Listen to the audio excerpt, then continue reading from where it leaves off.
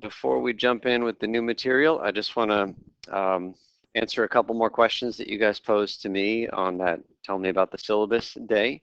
So somebody asked, start back up here, how much notice do you need if I'm going to miss a class? And somebody else asked a related question, what's the number of missed classes you can have before failing? And so I just want to point out that technically attendance does not count towards your grade. So missing a class doesn't take away anything from your grade, at least in terms of the formulas that I use to calculate your grade. However, skipping classes is a very good way to do poorly in a course. I do award full credit on homework that's one class late, so there's always a grace period whether you're absent or here. I always give folks a grace period of one class for homework. If you absolutely must miss a quest or a test, contact me as soon as you know about your upcoming absence, and we may be able to do a makeup quest or test depending on the circumstances, but that's unusual. So you got to really make sure you let me know ASAP if you were going to miss one of those two kinds of assessments. You will find the dates of those assessments right there in this column on the syllabus calendar. Okay, a related question from somebody else. If we have an emergency and miss the test, can we make it up? What happens if we're late to class? So I talked about the missing the test above. Being consistently late to class is yet another way to do poorly in class. You might think that maybe missing the first 5 minutes isn't that big a deal, but oftentimes the first 5 minutes includes pertinent information, either about this class or just about your experience here at GCC in general. I talk about what's coming up in terms of quests and homework and topics and all that. And, you know, it's kind of like walking into a conversation like in the middle of it, and you've missed the introductory part that maybe ties some things together. And it can also be disruptive to your classmates. So in general, it would be a lot better to shoot for, I'm preaching to the choir, you guys were all on time today, and the people that are late aren't here to hear this, but shoot for like 20 minutes before our class starts. It takes a while to walk up here from wherever you are, whether you parked or took a bus or walked. We're pretty high up here on the 4th floor north. Even better is to aim for getting to the studio half an hour before class. There's always somebody in there half an hour before this class, and that's a great time to get your homework questions answered by a classmate or a faculty member. Somebody wanted to know how the online smart thinking tutoring works. If you go into Moodle, if you log into Moodle, on the left-hand side, you're going to see a link to Smart Thinking. Now, I haven't pulled this up on my screen because my screen looks a little different when I log in than when you guys log in. But I did pull up a schedule of the available tutoring. And on this page, you can see that algebra is available, regular schedule, available 24 hours a day, 7 days a week. And for this online tutoring service. And so just a real quick spiel, Smart Thinking is a paid service. GCC has paid for several hours on your behalf. Every student at GCC has this like prepaid thing built in. And so if you just go into Moodle and then click on that link that says Smart Thinking, it will take you to the Smart Thinking website, but it will log you in. Like the IT geniuses here have typed in some code so that you'll automatically log into Smart Thinking. And then the way that it works is like you pick a class, and if a tutor is available right then and there, then it opens up a window where you can write back and forth to each other, kind of like a chat room, but just with the two of you, and you get your specific questions answered. It's a one-on-one environment. And it's not just for math. There are tons and tons of different subjects that are available. So explore. Even if you're not exactly sure what it looks like, I'd encourage you to check it out. Like I said, it's already paid for on your behalf. I don't remember how many hours GCC has paid for each student. Like the number 6 is in my head for some reason, but I haven't thought about this in a few semesters. But even if you get up to your cap, you can then request more hours and maybe get it. And so it's again free for you. So check it out if you're interested. Okay, will the textbook be required in class? Only very occasionally. I mean, you need the textbook in order to do the reading and do the homework, but you don't need to bring it to class every day. Occasionally, I will ask you to open your textbook, but outside of that, really the only reason to bring it is if you have homework in there that you wrote into the textbook that you want to show me. Okay, and then a couple of student comments. When you guys told me about yourselves as math learners, I tend to ask a lot of questions to make sure I'm on the right track, but I think questions are beneficial to the class as a whole. Many students are timid when it comes to asking them. So I thought this was a really nice comment to share. Ask your questions. I learn best by attempting a hard problem and getting some aspects wrong. Then when I correct the mistakes, I really understand the problem. And I really like this comment because it kind of gets away from the idea that if you don't do it right the first time, then you've gained nothing, or you don't know what you should know. But oftentimes, if you're doing everything right, then really how much new are you learning? Making mistakes is often the best way to learn that you don't know how to do something and then to fix it. And then somebody mentioned here, the thing I didn't like that was in the syllabus is that you don't give out Ds. So you might have read that. It's in the course, the catalog description for this course. It's not an Ian policy, it is a GCC policy. Any developmental class does not award Ds. So if you're 70 or above, you pass. If you are below 70, it's an F. There's no 63 to 70 D range for developmental classes. So this is not my policy, but it's one that I'm required to follow. So the magic number for you guys, if you are just looking to pass the course, is 70% or above. Less than that, like if you're at 68, it would be a D in a credit-bearing course. It's an F in this class, and there's nothing I can do about that. So 70 is the magic minimum number. Okay, so I do thank you guys for your questions and your comments there. So I think it's time to dive in here on page 20. And can we start with Brandon, number 1? Here's a ratio from the school. The samples arrived, Montreal lab, no evidence that anything was missed. There was something amiss with the bronze sample, though. It reportedly showed a ratio of testosterone. Epitestosterone. Excess of 20 to 1. A ratio in excess of 4 to 1 triggered a positive test. Any of you guys recognize that last name being in the news? Ryan Braun? Who is Ryan Braun? Okay, so he plays professional baseball for the Milwaukee Brewers, and he tested positive for this particular drug test. Anybody know what the conclusion was? What were the repercussions? He was suspended, right, for I don't know how many games, 100 games, 50?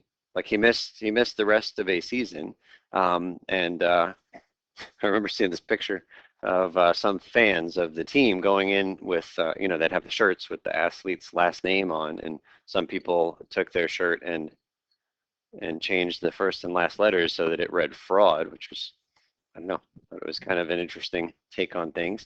And so apparently his ratio of testosterone to epitestosterone, these two chemicals, was larger than 20 to 1. Whereas a normal ratio is much smaller than that, and even if you're at a 4 to 1, it still triggers a positive. So today is all about ratios, and this is an easy example of a ratio appearing in the news. Number 2, Alex?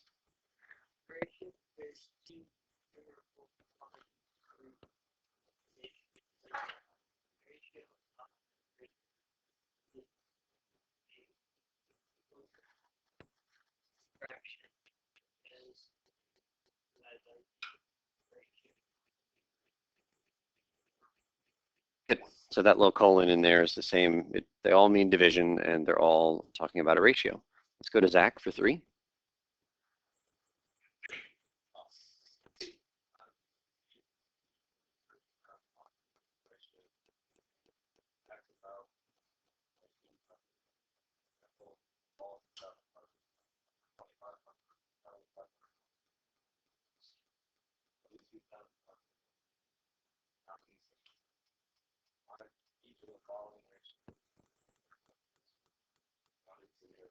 Thank you.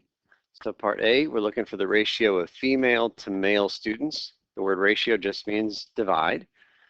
And the order is important here, right? Because like 2 divided by 6 is not the same as 6 divided by 2. So we got to make sure we put the numbers in the right spots. The first word always goes in which spot?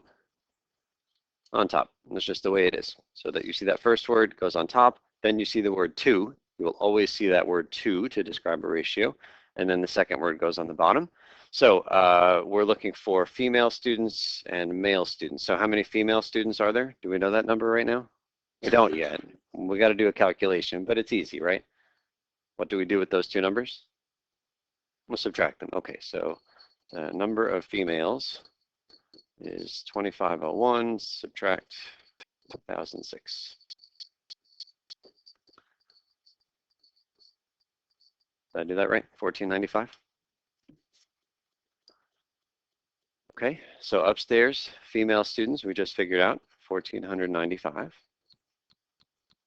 Male students, 1006, that's given. So there's our ratio. You just divide. And then if you want to get a decimal, you type it into your calculator. Somebody with a calculator help us out. 1 point.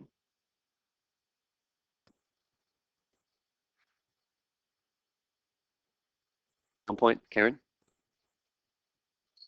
1.5. Good enough.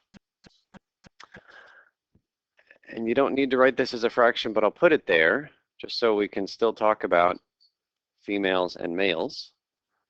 So in plain English, this says that basically there are 1.5 females at GCC for every 1 male at GCC. Another way of saying that, males are outnumbered here 1.5 to 1. That's the ratio. Okay, same idea here, but now we're doing female to total. So what word goes on top in this example? Female. And on the bottom is total. Again, just got to get the order right. These two numbers were both given. We can write them in. What is it? Oh, well, I guess 1495 wasn't given, but we'll put that there. What goes on the bottom? 2501. And then with the calculator, 0.6. Karen? 0.6.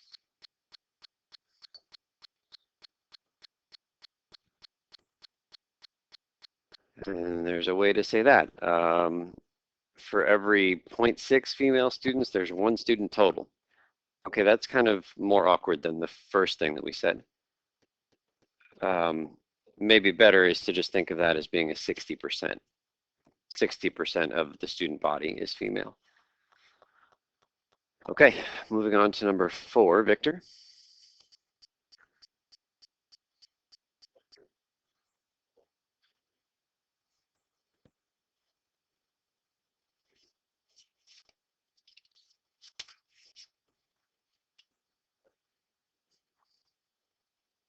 Okay, thank you. Brittany?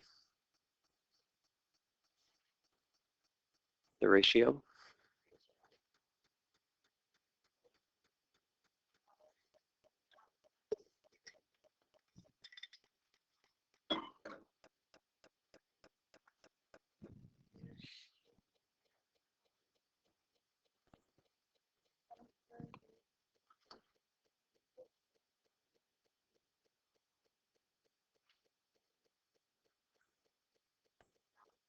Okay, so somebody give me a miles per gallon.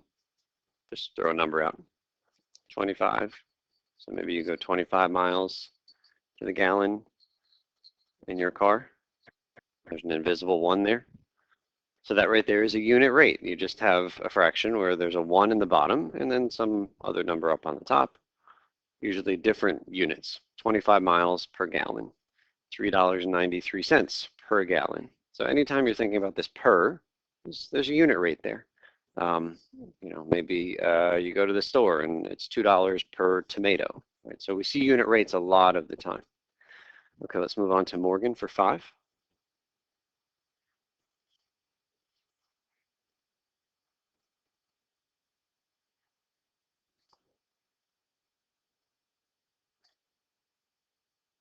Keep going.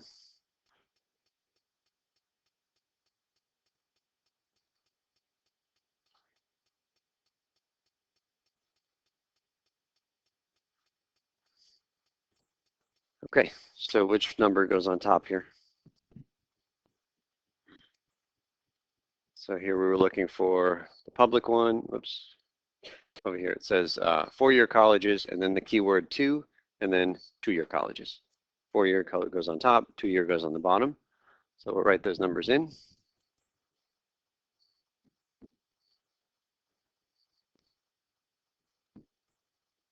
Right, somebody with a calculator.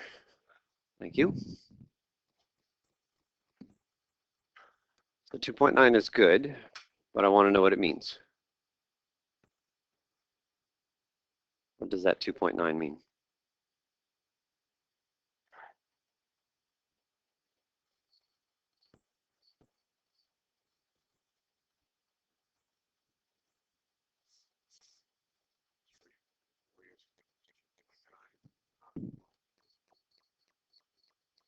Tuition for the four-year schools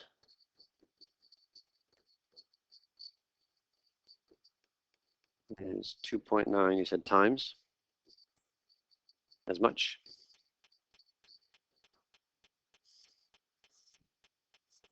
How's that sentence? Does that capture what the 2.9 is? Seems good to me. We divided and we got 2.9. So it's 2.9 times as much. An alternative way to think about this is to put dollar signs back. What number goes on the bottom if I don't want to change anything? 1, okay. So this way of thinking about the number is something like, for every $2.90 that's spent at a four-year school, the equivalent would be $1 spent at a two-year school. For every $2.90 spent at a four-year college, you would have spent $1 to do the same thing, but at a two-year college. Okay, let's skip over 6 and move on to 7. Lauren? Oh, we're going to skip 6. Let's go to 7.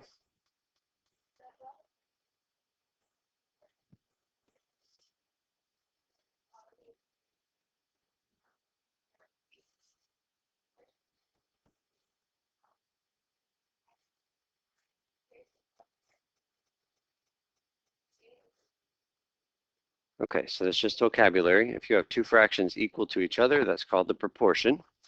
And we're going to use a proportion to solve a problem. We're going to skip 8 and jump down to 9, which has to do with this rather blurry label on some drug, just a drug label. So there's lots of information on here, some of which is probably impossible to read, but I do want to highlight just two numbers. There's that 10 right up there, and then this number right here, the 50. Those are the only two that we're going to use. Okay, so we're jumping to number 9. According to the label, what is the total number of milliliters in this vial? Is it 50?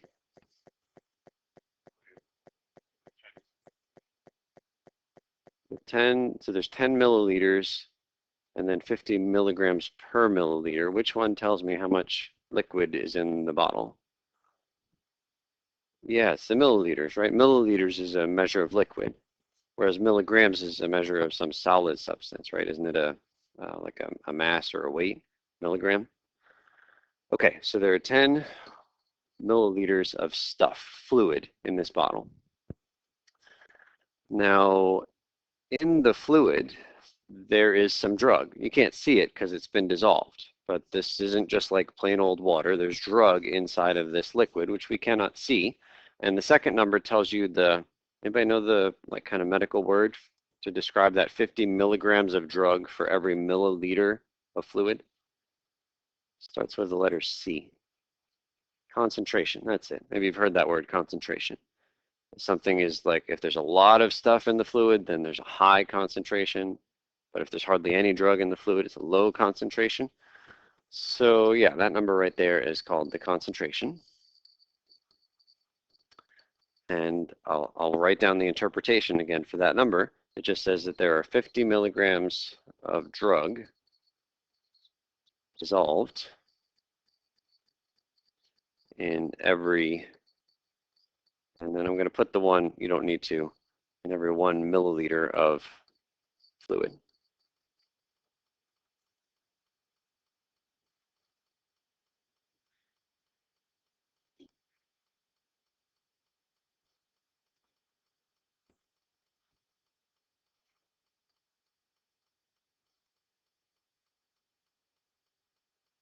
Okay, and what we're interested in here is knowing how much drug is actually in this bottle. The entire bottle contains some drug. We want to know how much is there. So let's give this a shot. So what we know is that there are 50 milligrams per milliliter. That's the concentration. And the question is, how many milligrams of drug are in the entire bottle? And what's the liquid content? It's 10 milliliters. You guys buy, that's what we're after, right? I want to know how much drug is in the whole bottle, which is 10. And if you're buying this whole idea of concentration, then it shouldn't be much of a leap to say, well, these two fractions need to be equal to each other. There's 50 grams in every milliliter, so that ratio better be the same regardless of how big or small this bottle is. And so that gives us the right to put an equal sign in between. Okay, and it's kind of funny to have an equation with a question mark, so how about we change that? What do you want to change it to? X is fine. X milligrams of the drug. We want to know how much is X. Lauren read to us a vocabulary word for this entire kind of a thing. What is that called? That's a proportion.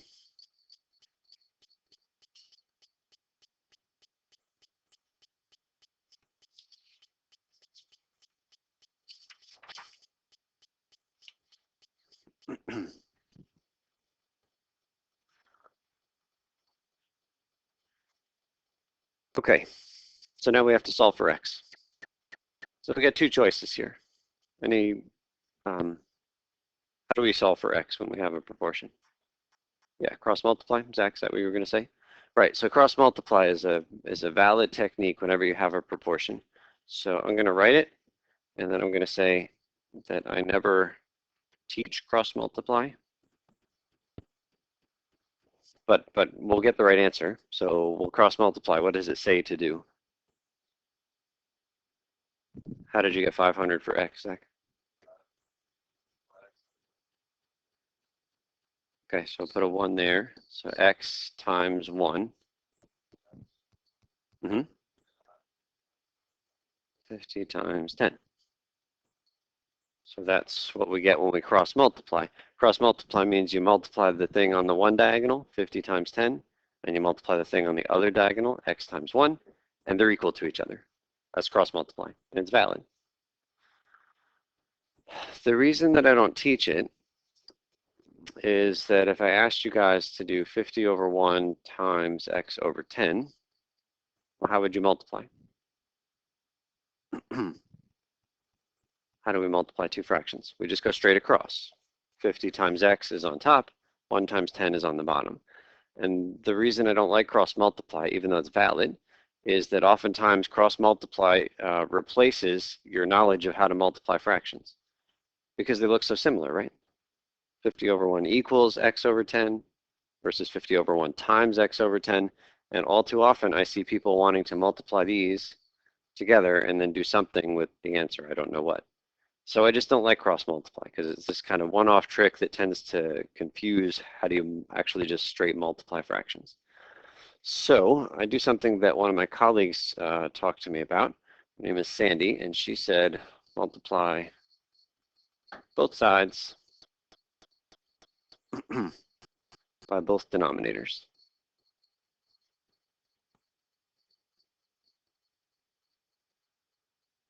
This is her technique. So both sides times both denominators. Let me rewrite the equation. We had 50 over 1 equals X over 10. We're going to multiply both sides by both denominators. So over here, we're multiplying by 10 times 1. And the same thing over there, 10 times 1.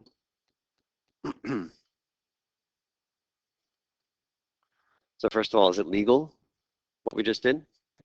Yeah, we did the same thing to both sides. We multiplied both sides by some number, and that's perfectly good. And then we know that we can cancel anything on top with anything on the bottom. So for example, that 10 cancels with that 10. It's kind of silly, but I'll cross off the 1 with the 1. And we get an equation that should look familiar. This equation says 10 times 50 equals X times 1. Where have we seen that?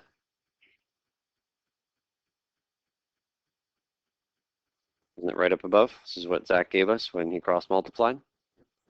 So we're getting to the same equation. And however you slice it, the answer is X is 500.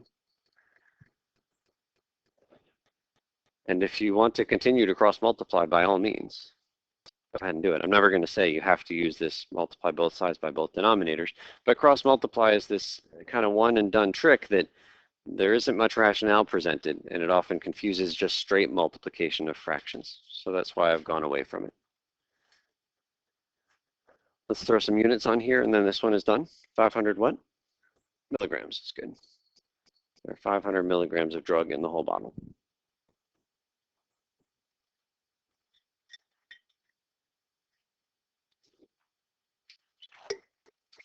Okay, 2 more problems that I want to do, and then you guys will do the group work. Let's go on to the next page. I'm going to change the order just a little bit. We're going to do 11 before we do 10.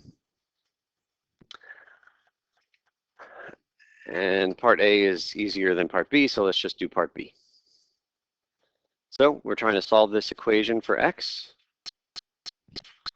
So either cross multiply if that's your thing, or multiply both sides by both denominators. So if I'm doing that, what am I multiplying both sides by? What is it? 7 times 5. And I don't want you to change that to 35. I want you to leave it as 7 times 5. Just put it there on both sides. Those are the 2 denominators, so we just put a copy on both sides. And then we cancel. We don't multiply. Cancel. What cancels on the left? 7. What cancels on the right? 5s. And then I'm just going to write down what's remaining. There's a 5, there's an x minus 1 equals, there's a 3, and there's a 7.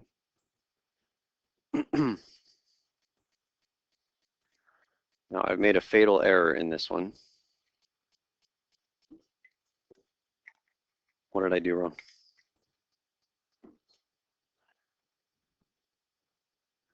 Yeah, that 5 is multiplying the entire left-hand side. And there need to be these implied parentheses. I didn't need parentheses in the original. You don't need parentheses there because the fraction acts like its own grouping symbol. The fraction makes it clear that everything up on top is one thing. Even though it's x minus 1, it looks like 2 things. It's really one thing. But as soon as we cancel, we lost the fraction, and we lost those invisible parentheses. So we got to bring them in. Okay, and so we can solve this thing by distributing, if we wish. 5x minus 5 is 21. Add the 5. And then divide by the 5.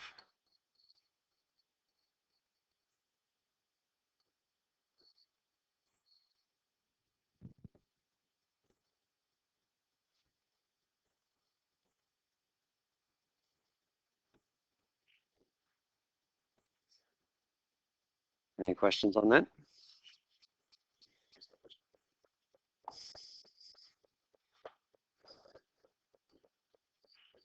Ryan is partial to mixed numbers.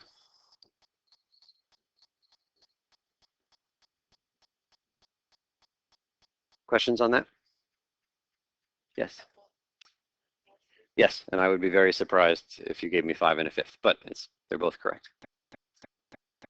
Some people also like decimals more, but like in math class, improper fractions are usually the easiest thing to work with, so I just leave it. Okay, Yurka, did you have a question? She asked the question. Okay. All right, so let's try this one up here. Again, it has to do with students at GCC. It says the ratio of female to male is 3 to 2, which basically agrees with what we got before. I'm gonna skip part A, and we're gonna do part B instead. It says there are 2,000 students at GCC, and I want to know how many are female. So how about we first start by using the ratio that we have. So if I'm putting a 3 and a 2, I want to include some words here. What does that 3, what is it counting? That's counting the number of female students. And the 2 is the number of male students. All right, just put them in the right order.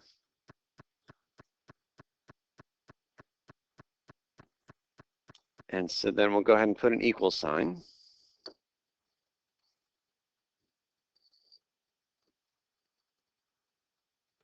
Okay, let's put the words. The words will kind of guide us as we figure out what goes where, but it's got to be the same words, right? Female on top, male on the bottom.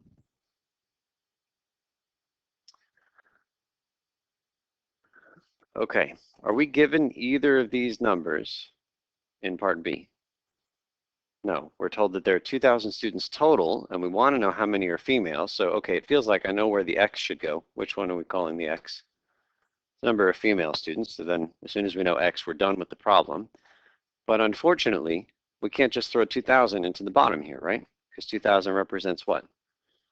The total. It doesn't represent the number of male students. Okay, so now we're just going to do this one little thing that's kind of like what we did 2 classes ago. You got to come up with an expression here for the number of male students. Yurka says X minus 2,000. What do we think?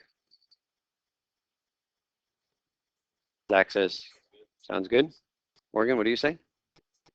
Morgan says 2,000 minus X.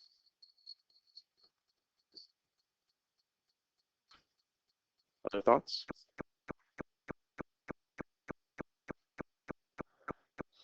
So when we had class 2 classes ago, and we weren't exactly sure how to translate from a problem into the algebra, we would just pick numbers.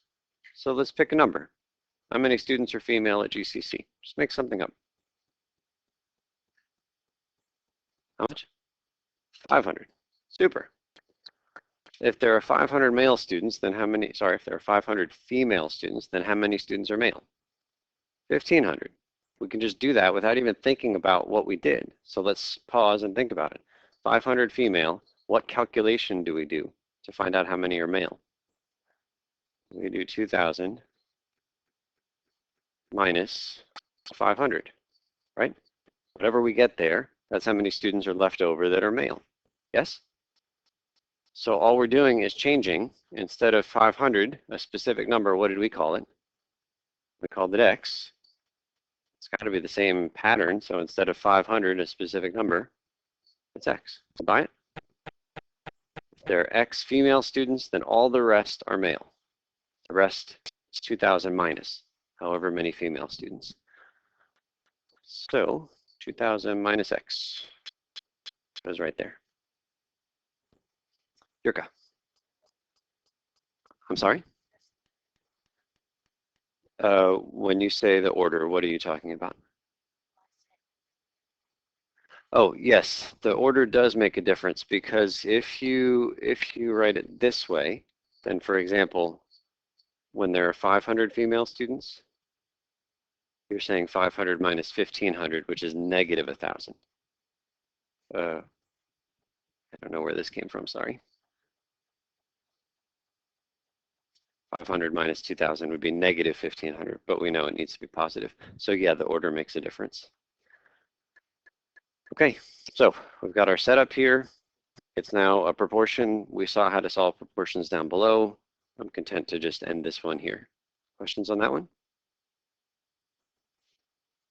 Okay, so here's what we're going to do the rest of the class. Start off by solving this proportion. Got to get to an X, compare with your neighbors. And then the group activity starts on the very next page. Raise a flag if I can help.